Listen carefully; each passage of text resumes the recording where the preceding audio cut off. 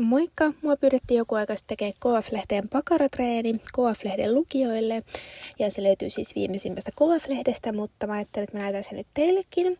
Tosiaan pakaroiden treenaaminen on tärkeää, ei ainoastaan ulkonäön takia, vaan pakarat myös tukee ihan koko kehon toimintaa. Ja heikot tai kireät pakaralihakset voi vaikuttaa siihen kehon toimintaan ihan sieltä jalkaterästä selkään asti. Ja koska pakaralihakset tukee sitä lantion aluetta, niin vahvat pakaralihakset voi ehkäistä just esimerkiksi selkäkipuja ja monia muitakin ongelmia.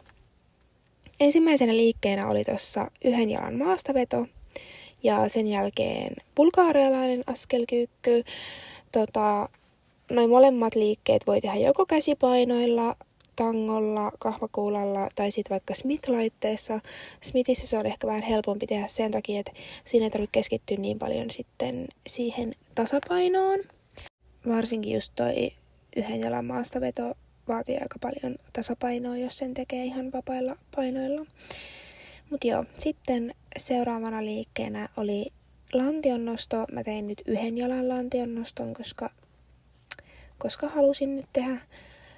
Otin tosiaan painon tohon mukaan ja pidän toisen jalan tossa vieressä tolleen suorana.